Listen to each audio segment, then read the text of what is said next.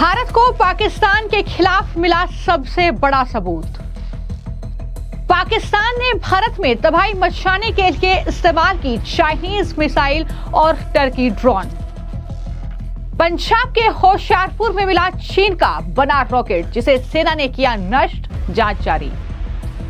पाकिस्तान रक्षा मंत्री ख्वाजा आसिफ ने पाक के झूठ का किया पर्दाफाश, बोले भारत का ड्रोन नहीं गिराया। पाकिस्तान ने जिस तरीके से देर रात भारत पर साजिश के तहत ताबड़तोड़ ड्रोन से अटैक किए हैं और जिस तरीके से एलओसी पर भी पाकिस्तान की नापाक साजिशें लगातार जारी हैं, वो एलओसी पर भी भारतीय सेना और वहां पर जो नागरिक हैं उन्हें निशाना बना रहा है। इसको लेकर अब एक बार फिर से विदेश मंत्रालय और सेना ने एक ज्वाइंट प्रेस कॉन्फ्रेंस की है, जिसमें एक बार फिर विंग कमांडर व्योमिका सिंह और कर्नल सोफिया कुरैशी ने पूरी जानकारी इस ऑपरेशन को लेकर दी है। ऑपरेशन सिंदूर 2.0, जिसके जरिए भारत ने भी पाकिस्तान पर जवाबी कार्रवाई की है, लेकिन भारतीय सेना ने सबसे बड़ा खुलासा यह किया है कि पाकिस्तान ने भारत के खिलाफ तुर्की के ड्रोन जो है उनका इस्तेमाल किया है, जिसके सबूत भारतीय सेना को मिल चुके हैं। यह बड़ा खुलासा भारतीय सेना की इस प्रेस कॉन्फ्रेंस में किया गया है और खुलासा यह भी किया गया है कि पाकिस्तान ने 300 से 400 ड्रोन जो है वो भारत पर दागने की कोशिश की, लेकिन भारत की जवाबी कार्रवाई में इन सभी ड्रोन को नष्ट कर दिया गया। यह बड़ी जानकारी कर्नल सोफिया कुरैशी ने देते हुए क्या कुछ बताया है, किस तरीके से पाकिस्तान की सेना ने यह काराना हरकत को अंजाम दिया है, घुसपैठ की कोशिश की है और क्या साजिश भारत के खिलाफ रची थी, जरा सुनिए। 8 से 9 मई 2025 की मध्य रात्रि को पाकिस्तानी सेना ने सैन्य बुनियादी ढांचे को निशाना बनाने के इरादे से पूरी पश्चिमी सेना पर भारतीय वायु क्षेत्र का कई बार उल्लंघन किया।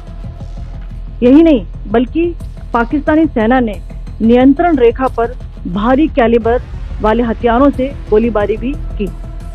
अंतर्राष्ट्रीय सीमा और नियंत्रण रेखा पर लेह से लेकर सरक्रीक तक 36 स्थानों पर 300 से 400 लगभग ड्रोनों का इस्तेमाल घुसपैठ का प्रयास करने के लिए किया गया। भारतीय सशस्त्र बलों ने काइनेटिक व नॉन काइनेटिक साधनों का उपयोग करके इनमें से कई ड्रोन्स को मार गिराया। इतने बड़े पैमाने पर हवाई घुसपैठों का संभावित उद्देश्य वायु रक्षा प्रणालियों का परीक्षण करना और खुफिया जानकारी इकट्ठा करना था। ड्रोन के मलबे की फोरेंसिक जांच की जा रही है। प्रारंभिक रिपोर्ट से पता चलता है कि वे तुर्की के असीस गार्ड सोंगर ड्रोन हैं। इसके उपरांत रात में पाकिस्तान के एक सशस्त्र यूएवी ने भटिंडा सैन्य स्टेशन को निशाना बनाने की कोशिश भी की, जिसे पकड़ा गया और उसे निष्क्रिय कर दिया गया। पाकिस्तानी हमले के जवाब में पाकिस्तान में 4 हवाई रक्षा स्थलों पर सशस्त्र ड्रोन लॉन्च किए गए। इनमें से एक ड्रोन एडी रडार को नष्ट करने में सक्षम रहा। पाकिस्तान ने जम्मू कश्मीर के तंगधार, उरी, पुंछ, मेंढर, राजौरी, अखनूर और उधमपुर में भारी कैलिबर आर्टिलरी गन और सशस्त्र ड्रोन्स का उपयोग करके नियंत्रण रेखा के पार गोलीबारी भी की, जिसके परिणाम स्वरूप भारतीय सेना के कुछ जवान हताहत हुए और घायल हुए। भारतीय जवाबी कार्रवाई में पाकिस्तानी सेना को भी बड़ा नुकसान पहुंचाया गया। इसके अलावा पाकिस्तान का गैर जिम्मेदाराना व्यवहार फिर से सामने आया। 7 मई 2025 को रात 8:30 बजे एक असफल अकारण ड्रोन और मिसाइल हमला करने के बावजूद पाकिस्तान ने अपना नागरिक हवाई क्षेत्र बंद नहीं किया।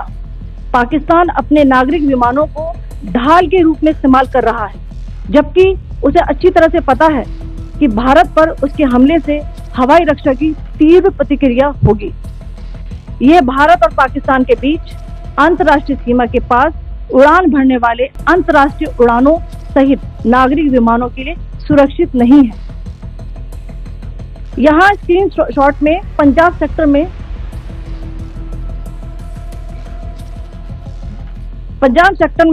हाई एयर डिफेंस अलर्ट स्थिति के दौरान एप्लीकेशन फ्लाइट रडार 24 का डेटा दिखाया गया है। जैसा कि आप देख रहे हैं यहाँ पर भारतीय पक्ष का हवाई क्षेत्र घोषित बंद के कारण नागरिक हवाई यातायात से पूरी तरह से रहित है। कराची और लाहौर के बीच के हवाई अड्डे मार्ग पर नागरिक एयरलाइंस उड़ान भर रही है। हाई अलर्ट किया गया है विमान फ्लाइनेस एविएशन का एयरबस C-20, जैसा कि आप यहाँ देख रहे हैं,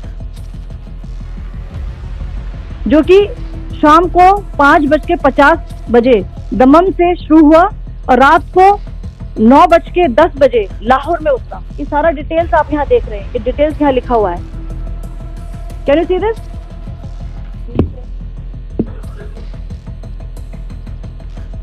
भारतीय वायुसेना ने अपनी प्रतिक्रिया में काफी संयम दिखाया और इस प्रकार अंतर्राष्ट्रीय नागरिक विमान सेवा की सुरक्षा सुनिश्चित की।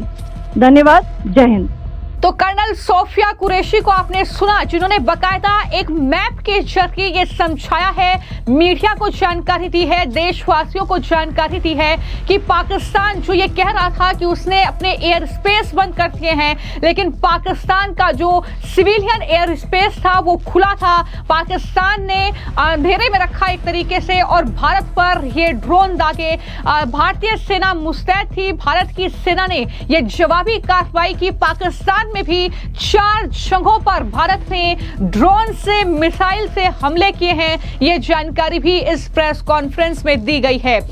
जो ये जंग जैसे हालात भारत और पाकिस्तान के बीच बन रहे हैं और पाकिस्तान इस जंग को जीतना भी चाहता है, लेकिन किससे? चाइनीज माल से। जी हां, चाइना के हथियारों पर भरोसा कर रहा है पाकिस्तान, तुर्की के हथियारों का इस्तेमाल कर रहा है पाकिस्तान। इसका सबसे बड़ा सबूत जो है वो पंजाब के होशियारपुर में मिला है, जहां पर चीन का बना रॉकेट मिला है, चीनी PL-15 मिसाइल। ये दरअसल एक चीनी मिसाइल है जो कि होशियारपुर में जिसका मलबा मिला है। ये तस्वीरें आप देख रहे हैं। होशियारपुर के पास एक इलाके में पाकिस्तान के द्वारा दागी गई मिसाइल के टुकड़े मिले हैं। ये missile Pakistani fighter jet JF-17 या फिर JF-10 से दागी गई होगी। ये अंदेशा लगाया जा रहा है, जो पाकिस्तान के उस झूठ को एक्सपोज कर रहा है जिसमें वो बयान दे रहा था कि हमने कोई मिसाइल नहीं दागी।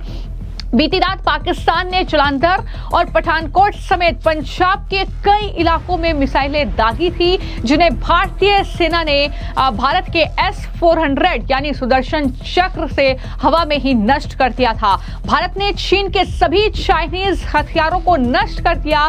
पाकिस्तान के लाहौर में HQ-9 एयर डिफेंस सिस्टम जो था पाकिस्तान का, उसको भी नष्ट कर दिया, जो उसने चीन से खरीदा था। एक बार फिर चीनी हथियारों की पोल कहीं ना कहीं दुनिया के सामने खुल चुकी है और इस तरीके से पाकिस्तान एक्सपोज हो रहा है। पाकिस्तान के खिलाफ भारत को बड़े सबूत मिल रहे हैं, जो कि अंतर्राष्ट्रीय स्तर पर ये सबूत भारत के लिए अपनी बात रखने के लिए काफी अहम होने वाले हैं। और भारतीय सेना ने भी कहा है कि जो भी मलबा मिल रहा है, जो भी मिसाइल मिल रही है, जो भी चीजें मिल रही हैं, उसकी जांच जो है वो चल रही है। ऐसे में होशियारपुर में जहां पर ये चीनी मिसाइल दागने की कोशिश की गई, भारतीय सेना ने इसे नष्ट कर दिया। वहां पर स्थानीय लोगों ने क्या कहा है, सुनिए।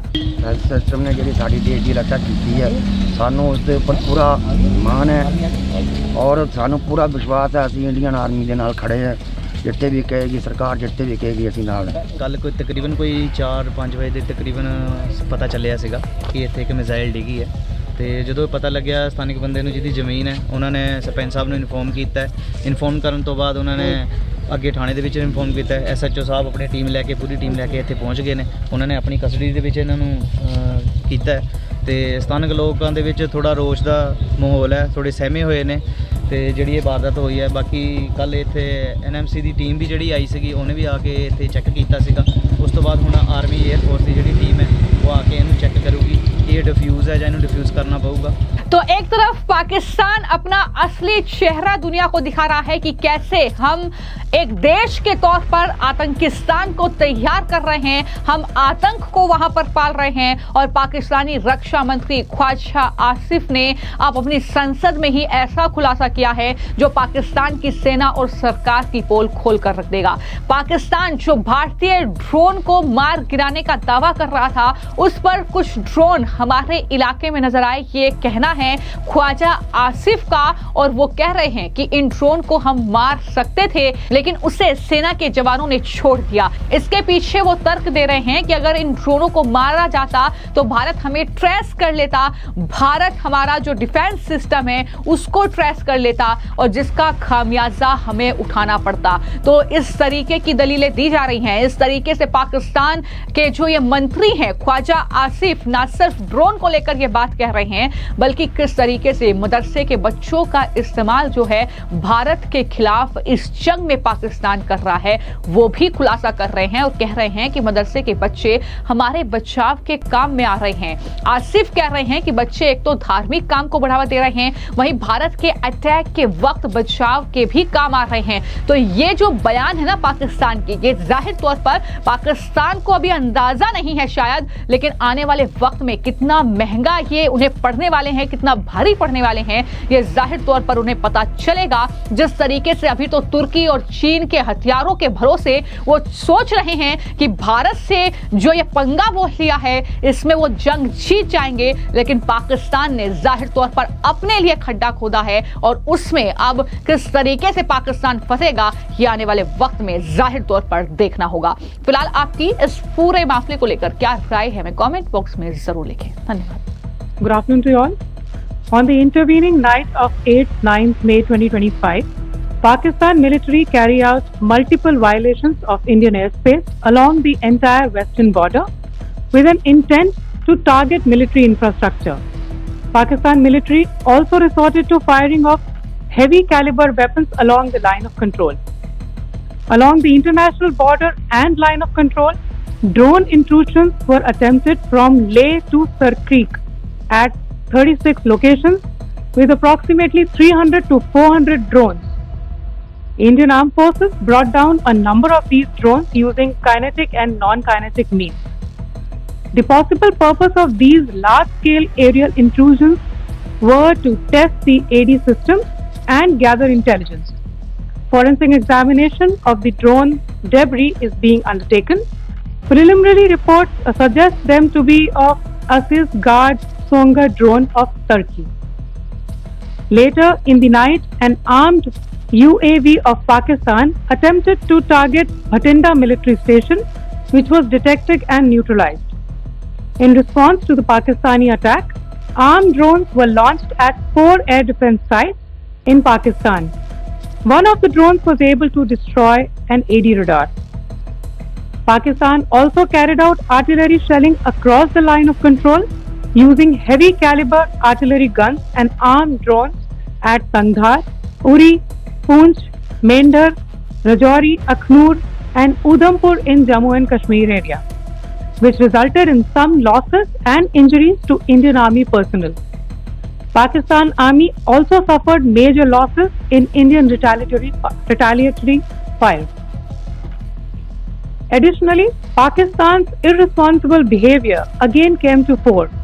Pakistan did not close its civil airspace despite it launching a failed unprovoked drone and missile attack on 7th May at 8:30 hours in the evening. Pakistan is using civil airliners as a shield, knowing fully well that its attack on India would elicit a swift air defense response. This is not safe for the unsuspecting civil airliners, including the international flights which were flying near IB between India and Pakistan. The screenshot we just showed and we shall share with you, it shows the data of the application Flight Radar 24 during a high air defense alert situation in the Punjab sector.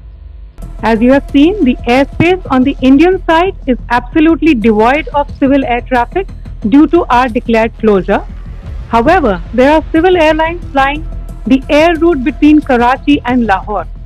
Amongst the other civil aircraft that you can see, we have highlighted an aircraft which is Airbus 320 of Flynas Aviation, which was originated from Dammam at 1750 hours and landed later at Lahore at 2110 hours in the night. Indian Air Force demonstrated considerable restraint in its response, thus ensuring safety of international civil carriers.